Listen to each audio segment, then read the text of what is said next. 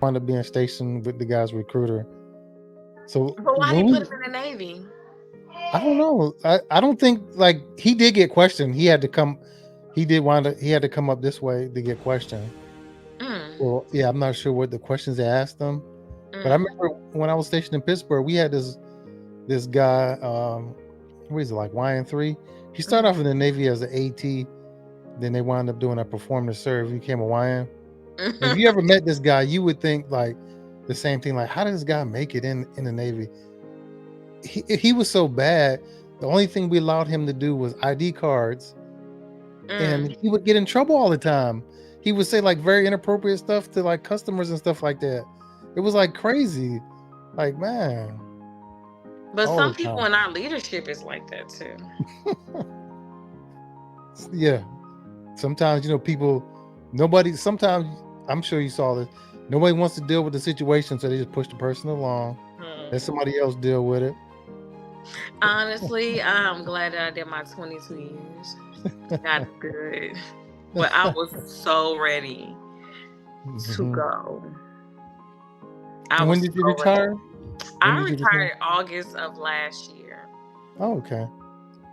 It became mentally draining for me, especially like I was was a chief, Hmm. and a lot of times I'm not gonna say I was the best person because I'm human, right? Hmm. But then you see people who are getting elevated, and then this is my carnal mind, you know what I'm saying? Because you don't never know what people are in their seasons in their life, right? And so you can't necessarily dictate somebody's promotion. You should only be watching your own self. But my carnal mind always asks, well, how did that person get promoted? Like, what were they thinking? What was the board thinking? Hmm. What were they thinking? Can you let me be a recorder? I want to see what y'all are thinking when y'all looking at this person's record. Hmm. At my first duty station, we had a girl make chief in 9 years, and then Was she a good leader? um she That's wasn't bad. I'll say this: she wasn't bad. Like, because I worked directly for her. Did she mm-hmm. get on my nerves at times? Yes. Mm-hmm. Uh, Well, did she have a reputation? Yes. You know what I mean by that. um, So, well, you know what?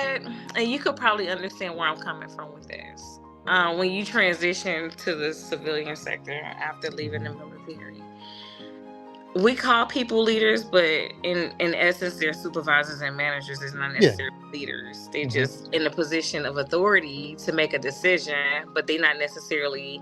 Um, they're not helping you reach your goals. They're not helping you. They're not inspiring you. They're not doing the leadership, the things that are said that leaders should do. Right? It's Hmm. just in those positions just because they so happen to just get the job. So I feel the same way about a lot of my brothers and sisters. Just so happened we got the promotion. Everybody not necessarily a leader. Here's one thing I'll say. I'm not trying to put the blame on it, but when I was at BUMED, I was there for 4 years, and I had four different chiefs. So Mm, every year I was getting a new chief.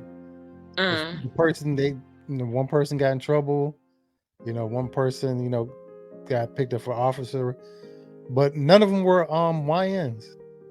Because mm, at BUMED, that's a medical command, so mm, everybody's eight mm, corpsmen. mm, Yeah, I was just every year. So mm. I'm gonna tell you a quick story about you asked me about my supervisor, right? My first duty Because station. I that's made exactly chief what for they 9 years. were. So Hmm. our first deployment, we went to Puerto Rico. Rosie Roads. Yep, yep. So I've been there. they had a all this alcohol and stuff like in a cooler. They're just waiting for us once you come off the plane because it was a P3 squadron. Boom, alcohol. So people had alcohol with them. Take the bus ride over to where the barracks was, and everybody met in this. We're all in this big room. And my supervisor, like I said, she had a reputation. she got real close. It was like, Humbles, you talk all that smack in the office. And, I'm backing up. And she had me pressed up all against the wall to where when I left, like nobody, this is the first time anybody hear this. She had me so pressed up against the wall, I wound up putting a dent in the wall. Like, cause I'm like backing up. And then they were trying to find out who damaged the wall. It was because like I said, I'm like moving back and she just all up in my face, drunk. You talk all that smack in the office. And I'm just backing up. She had me pressed up against the wall. Are some of those stories from back in the day like, how did I get myself there? It's like,